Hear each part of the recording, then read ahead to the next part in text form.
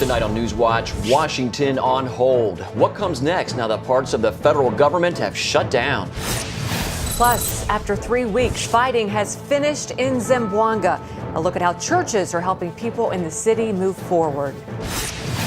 And why China's one-child policy may have created a big problem for the future of the country. All this and more tonight on NewsWatch. Good evening, everyone. I'm Mark Martin. And I'm Wendy Griffith. Well, parts of the federal government are closed tonight. It's the shutdown many in America had hoped to avoid. Meanwhile, lawmakers in Washington are still fighting on how to fix the funding problem and reopen the government. Dale Hurd has more in tonight's top story. Some 800,000 federal workers are off the job today as a dispute over President Obama's signature health care law reached the boiling point. Democrats and Republicans blamed each other for the first shutdown in nearly 2 decades. We believe that we should fund the government, and we think there ought to be basic fairness for all Americans under Obamacare. House Republicans have tied their effort to defund or delay Obamacare to approving a short-term extension of the federal budget. They're doing this because they'd rather see the government shut down than do anything to protect the American people from the consequences of Obamacare. Senate Majority Leader Harry Reid says he'll meet with Republicans if they pass a short-term funding bill without changes to Obamacare. The government is closed because of the irrationality of what's going on the other side of the Capitol. President Obama says House Republicans have shut down the federal government over an ideological crusade against his health care law. I know it's strange that one party would make keeping people uninsured the centerpiece of their agenda, but that apparently is what it is. And of course, what's stranger still is that shutting down our government doesn't accomplish their stated goal. But speaking on CBN's 700 Club program, former House Speaker Newt Gingrich blasted the president for refusing to negotiate and said Republicans must not cave in to pressure. The Republicans have to hang tough. The House Republicans absolutely have to hold out on this because Obama's got to learn that he has to negotiate. I mean, for the House Republicans to cave after this much effort would be a terrible lesson for the country to teach this president that he's above the law, that he can make demands, that he doesn't have to negotiate. He's not part of the process. Closed signs and barricades began springing up at the Lincoln Memorial and other monuments, but those classified as essential government employees, such as air traffic controllers, are still on the job. Dale Hurd, CBN News. Thanks, Dale. House Republicans are now working on legislation to reopen parts of the government like national parks. Today, a group of World War II veterans and about a dozen members of Congress broke into the World War II memorial to see it. For pictures of that, you can visit our website. It has been a rocky start for Obamacare. Today is the first day Americans are supposed to be able to sign up for health care coverage through the government's online insurance marketplaces. Some consumers say the website has been a technical nightmare. Some glitches caused big delays for those trying to access the site. Complaints include not being able to sign up or browse and no security questions. The Obama administration warned there would probably be glitches in the new system. Give yourself half an hour, just to really dig in to see what plans are available to you in your area. Many states are operating call centers and have already been flooded with questions. People who don't buy health coverage by March 31st will face fines. And joining us now with some perspective on all this is Phil Kerpen, president of American Commitment. Phil, the government is shut down or partially shut down. What kind of impact is that going to have on the average American? Well, I think, the average American may not notice it too much, especially if it's short in duration. The places that you see it are some of the things that you just mentioned in the story you ran. If you were planning to go to a national park, or if you're planning to get married at a federal courthouse or another federal facility, visit, some of these facilities that have been shut down. Obviously, that would have a very immediate impact on you. If you're in an area where there are a lot of federal workers, and let's say you're in a service industry, or you run a restaurant, or you're, some other service industry that typically sells to federal employees that aren't there on the job, obviously that would have a pretty direct impact on you if you're losing customers. But for most people that are not in direct proximity with the federal government and aren't planning to interact with a federal facility that's shut down, it's mostly business as usual. About 2/3 of the federal workforce, more than 2/3 of the federal workforce is still at business as usual, classified as essential services. And so this is, as you pointed out, a partial government shutdown, and we hope it'll be temporary. Well, Phil, the mainstream media is making it sound as though a temporary government shutdown is the worst thing that could happen to the country. But, is it really? Well, not really. Look, I mean, these have been pretty routine. There were 4 or 5 of them during the Carter years. There were 4 or 5 of them during the Reagan years. Fortunately, they've become less common than they used to be, and they usually find a way to come together and agree on something before the deadline. This time they didn't, but this is certainly not new territory. This is something we've been through many, many times before. And, the stock market basically shrugged it off today, which I think tells you a lot about how investors are viewing this. That is interesting.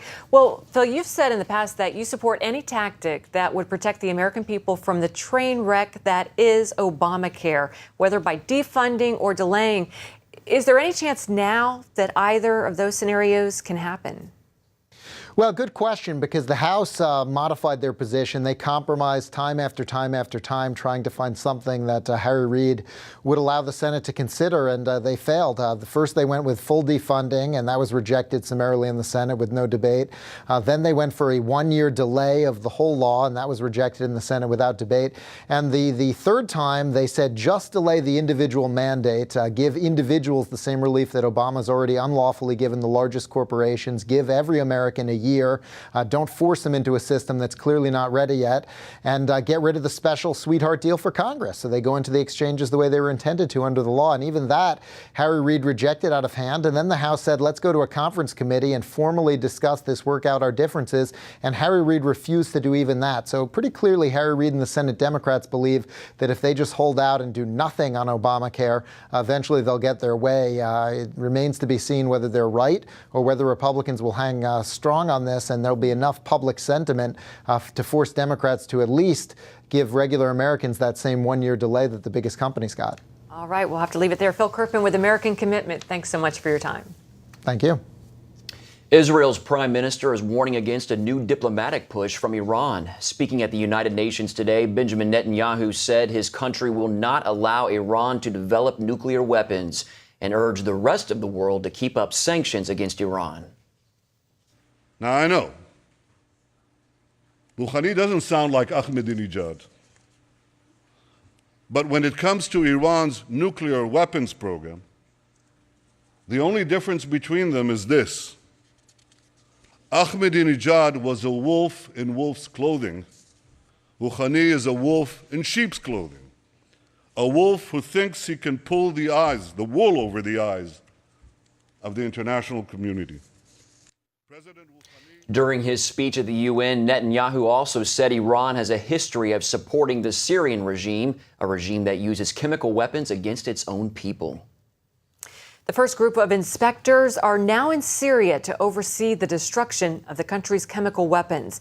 The international team must complete the task of finding, dismantling the estimated 1,000-ton arsenal, and they must do it before mid-2014. That's the shortest deadline the Organization for the Prohibition of Chemical Weapons has ever faced. Their routes while in Syria are secret. That's to protect their safety and Syria's right to keep military base locations private. Kenya's president is vowing to keep its troops in Somalia to help battle the Islamic extremist group Al-Shabaab. The Al-Qaeda-linked terrorist group claims responsibility for that deadly attack at a Nairobi shopping mall last month. Al-Shabaab says the attack was in retaliation for Kenya sending its troops into neighboring Somalia in 2011. The group warns that there will be more attacks unless Kenya withdraws its troops. Kenya's president says they plan to investigate where there were lapses so they can avoid future attacks.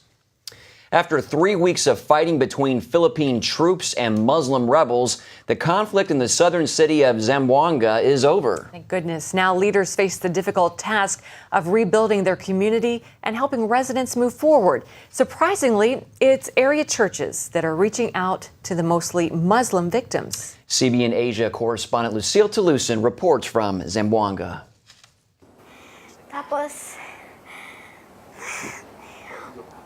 Christina is still shaken as she recounts how God miraculously saved her from being hostage at the height of the fighting.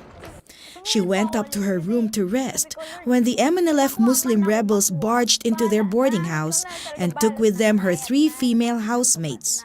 I cried out to God to help me and surrendered everything to Him. A mortar exploded near our house, and I could hear empty shells fall on the roof like rain. After 2 days, I managed to get out of the house and leave the place by pretending to be Muslim. The conflict in Zamboanga is not about religion, but that didn't stop the Muslim rebels from detaining Christians to act as human shields. Christina now stays at their church. Her pastor, Yoli Trinidad, also shares the horrifying accounts of her relatives who were held hostage for more than a week. 8 of my relatives were detained by the MNLF. They said they were ordered to walk under the heat of the sun, and they beheaded with their machetes those who became weak and threw the dead bodies in the houses that they burned. In the midst of the crisis in their city, Pastor Yoli and her husband shouldered the burden of caring for the suffering refugees, especially the infants. When I prayed to God, He told me this is the time for the churches to go out and fulfill Matthew 25 that says, to feed the hungry, to clothe them, and to help those in need. My husband and I went to the stadium and we brought with us Muslim mothers with children and little babies who were just 2 weeks old. Pastor Yoli is grateful to partner with CBN. We now have 130 evacuees, but we don't have the capability to supply all their needs. And that is why we are very happy when CBN came to Zamboanga. They united our churches and empowered us to help our communities. We are able to give food not only to the evacuees, but to the military as well. All these years, we are praying for the unreached people groups. And now they have come out, and we can easily reach out to them. Most of the evacuees in this school come from the Muslim-dominated villages that are indifferent towards the Christians. And that is why the church volunteers here are happy to have been given the opportunity to serve them and to share with them the love of Christ. One Muslim evacuee told me, "You are different. The Muslims hostage the Christians, and yet in return, you care for us." I am a Muslim and I have never entered a church before. This is the first time. But here I am happy because we are safe and comfortable. And the Christians give us everything that we need, especially for my grandchildren. Our city is facing a difficult crisis, but God's purpose still prevails. What the enemy meant for evil, God turns into good. It's a time for God's love to shine. Lucille Talusan, CBN News, Zamboanga, Philippines.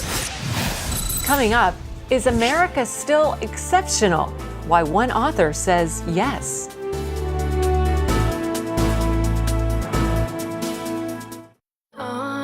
Grace, music is unpredictable. I know I have what it takes. The Dove Foundation raves. Grace Unplugged is remarkable and inspiring. This is not about the music. It's about everything else that goes with it. Dad, were you watching me? A moving and meaningful film. This book, his words shook me. It was like my whole world. That parents and teens should see together, says Focus on the Family. What are you going to do? You're going to drag her back home? Yeah, I might. I think maybe you're fighting God. Just stop running. Grace Unplugged, rated PG, starts Friday. In 2008, my husband Gary departed for heaven. I was still grieving. And then to find out I had cancer, I began praying, God, how do I do this? Where do I do this? Cancer Treatment Centers of America was the place. Dr. Neelam outlined a plan that would take care of my mind and my body, and she prayed with me. For Bible-believing Christians, we're able to pray with them in a much deeper way as they begin to really rely upon their faith.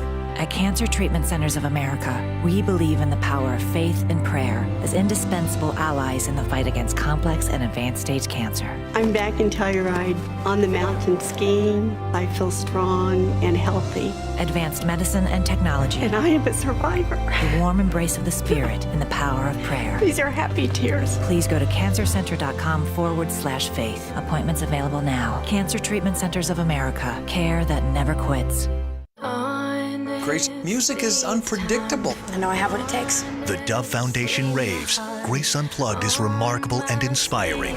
This is not about the music. It's about everything else that goes with it. Dad, were you watching me? A moving and meaningful film This book, his words shook me. It was like my whole world. that parents and teens should see together, says Focus on the Family. What are you gonna do? You're gonna drag her back home? Yeah, I might. I think maybe you're fighting God. Just stop running. Grace Unplugged, rated PG, starts Friday.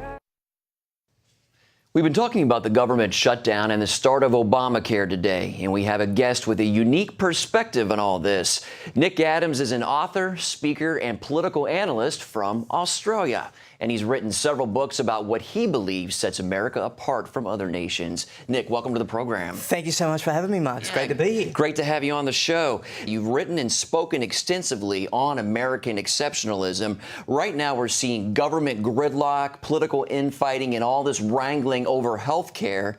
Do you still see America as the great nation it once was? Absolutely. Absolutely, I do. But I can tell you that America might be falling behind, Mark. But it's not falling behind any other country. It's not falling behind any other idea. It's only falling behind its own potential. It's still the greatest country in the world. It's still the greatest force for good. It's still the country that the entire world looks to for leadership and for guidance. Do you think what happens here has an impact on the rest of the world? Absolutely. The world's fortunes, Mark, travel with America.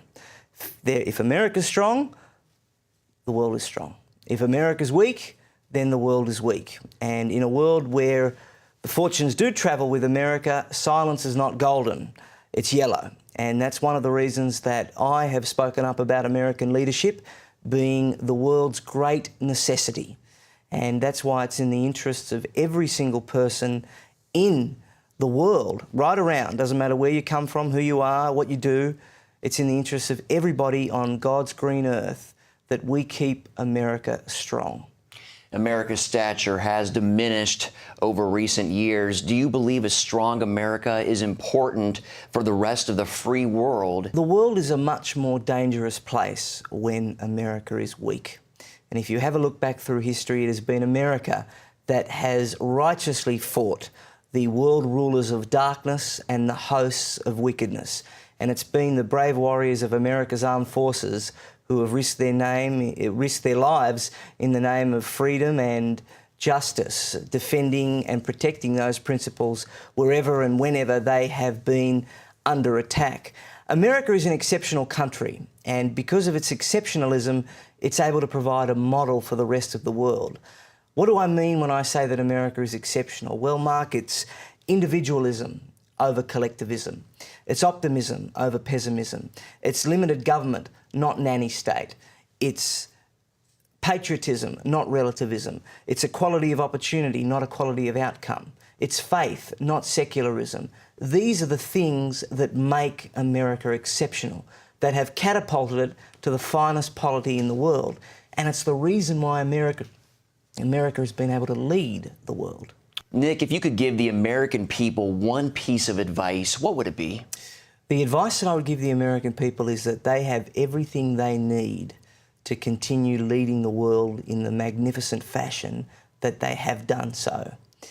All they need to do is exercise fidelity to their Constitution, fidelity to the visions of their founding fathers, and America will be always the leader of this world, and this too will be an American century.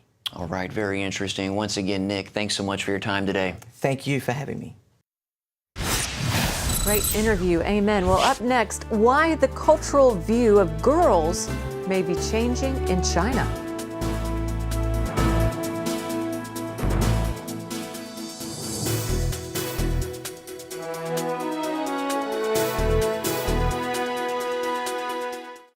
Hello? Is this thing on? Hey, kids, do you love games? And do you love discovering things? Well, do ya? Then you're gonna love this. It's the new free Superbook Kids Bible app. You can play games, watch videos, find answers to your questions, and a whole lot more. The new Superbook Kids Bible app. Free downloads available on iTunes and Google Play now. Stop struggling with heavy hoses that are kinked and deliver little or no water, or worse, break. Introducing the incredible flexible hose. Turn the water on and it expands up to 3 times its original length, so you can easily guide it anywhere you need without tangling. When you turn the water off, as it drains, the hose retracts back to its original shape. Standard rubber hoses can weigh between 8 and 12 pounds, but a 25-foot flexible hose weighs less than a pound. The flexible hose is so compact and lightweight, a child can manage a 75-foot hose easily. The flexible hose will never kink and is guaranteed to take the mess out of watering your lawn and plants. So washing your windows or spraying off your gutters has never been easier. The flexible hose is made of a tough double wall construction that is designed to bend and stretch but never kink. Flexible hose is designed like a fire hose for speed, storage, and strength to last a really long time. Call or visit flexiblehose.com to order the incredible flexible hose for only $19.95. Call right now and we will include a 7-way adjustable spray nozzle free. You can choose a full action spray, a gentle mist, a powerful jet, a vertical mist, flat spray, a cone spray, or a soaker setting. So stop coiling your hose with bulky devices. Flexible hose automatically retracts in seconds and weighs less than 1 pound. In fact, a 75-foot hose easily fits in a small bucket and stores away neatly in a drawer. Flexible hose saves you precious space on boats and is perfectly portable for RVs. But wait, order today and we'll give you a second flexible hose system free. Just pay separate processing and handling. That's 2 flexible hoses and 2 7-way adjustable spray nozzles, a $40 value, all for only $19.95. This offer is not available in any store. Order now. To order flexible hose and take advantage of this amazing double offer, call 1-800-769-3384 or go to flexiblehose.com. Remember, this offer is not available in stores, so call now. For decades, Chinese families valued the birth of baby boys over baby girls. Well, now that's changing. China's booming economy and family attitudes have a growing number of parents hoping for daughters. George Thomas brings us tonight's Focus Report from Beijing. The funny things parents do to make their little ones smile. And what a smile Ju Mi-young has. She is the joy of my life. When Li Hai-ying and her husband discovered they were having a girl 2 years ago, they were ecstatic. The Chinese culture traditionally favor boys, so when you have a girl, couples will sometimes have an abortion, but not us. Ju and Li Hai, both Christians, are not alone. More and more Chinese families are beginning to reconsider the centuries-old preference for boys. Boys are desired because they will support and look after the parents in their old age. Also, boys have a better chance of finding work and supporting themselves. But people's attitudes about this are changing. Especially when it comes to the role of women in society and their ability to thrive in a predominantly male culture.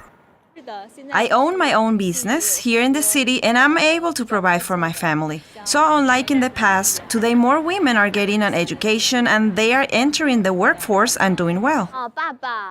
For Ju Wenhao and growing number of families, having a girl is seen as a huge savings on the family budget.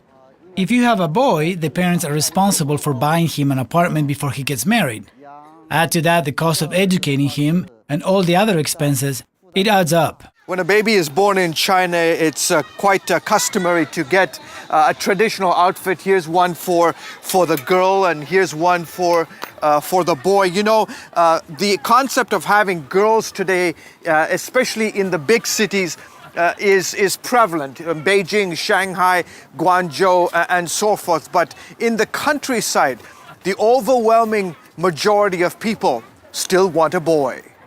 And because the traditional preference for a male offspring is still so strong, Chinese women continue to practice sex-specific abortions, especially in rural areas. The result is a severe gender imbalance. Decades under the controversial one-child-per-couple policy has left China with more men than women. The government's attempt to keep the birth rates down has been a huge success, but the consequences of this social experiment are devastating. A Chinese government-backed study says in the next 20 years, there will be more than 24 million men of marrying age unable to find spouses.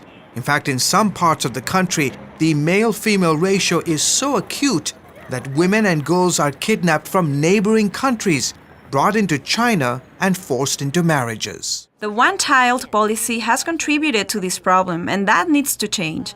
But it is only half the problem. We have to change people's view about just having voice. The Chinese government is trying to gradually fix the problem. Welcome news to Zhu Meiyang's parents, who are part of a new generation of Chinese couples whose expectations of a family have changed. I cannot afford to have another baby just yet, but definitely down the road in a couple of years, it would be nice to have that option. But for now, we are very thankful to God for our baby girl. George Thomas, CBN News in Beijing. Up next, a professional chef makes a surprising career change to help his community. Attention sleep apnea patients. Are you tired of the expense and hassle of getting your CPAP and BiPAP supplies? Are you fed up with dealing with ill-fitting, leaking, or worn-out masks and straps? Are you worried about the effects that unsanitary tubes, cushions, and filters have on your health? If you said yes to any of these questions, Allied Medical Supply Network has the solution to your problems. You could qualify to have your supplies regularly delivered right to your door at little or no cost to you. That's right, no more inconvenience, no worn-out masks and straps, no more unsanitary equipment, just restful sleep. Call Allied Medical Supply Network today to determine if you may qualify to receive your fresh, brand-name supplies at little or no cost. Don't delay. Call us now to see if you are eligible to save money on regular delivery of your CPAP and BiPAP supplies. Call 1-800-815-9947. That's 1-800-815-9947. Or go to cpapsupplyhelpline.com. Announcing an important breakthrough in healthcare that can benefit everyone. If you or anyone you love needs affordable health insurance, regardless of a pre-existing medical condition, call Quick Insurance 123 today and get the immediate relief you deserve. Quick Insurance 123 was created to provide affordable health insurance to all uninsured Americans, with or without pre-existing conditions. This is not a discount card. This is a real insurance program that lets you choose from many affordable health plans, with access to doctors, hospitals, emergency services, and more. So call the number on your screen now and get the health coverage you need just for calling. As a special bonus, we'll send you a free prescription savings card that could save you up to 85% on your prescriptions. That's right, you could save up to 85% on your prescriptions just for calling. Call Quick Insurance 123 to find out how you can get affordable health insurance and receive your free prescription savings card just for calling. Don't wait. Getting a free quote is as easy as 1, 2, 3. Call today. Eating healthy on a small budget sometimes seems impossible. Yeah, but one chef in Oklahoma is helping his community do just that. Jeff Marlowe had what he thought was his dream job. He worked his way up to executive chef at a prestigious country club. But when he visited a local food bank, he realized what he really wanted to do: provide healthy food to those in need. We're going to start packaging fresh vegetables to where we can send out these pantries where people can take these fresh vegetables home and actually create a meal themselves. My goal here is to just feed more and more people. At the end of the day, I think that it's not all about the money. It's about what you get out of life, what you're doing. I'm saving the world one tomato at a time, you know? Jeff has expanded the nearby garden to supplement fresh produce, and he's writing a cookbook for easy, healthy, low-cost meals. Good for him. Wow. Fantastic. Feeding the hungry. Giving up the executive chef position to do that. Yeah, that's great. Telling people around here that they need to feed me because I'm, feed the hungry. I'm always hungry. Yeah, I heard it usually just go in the fridge and take stuff. No. Thanks for watching. We'll see you tomorrow. Bye-bye.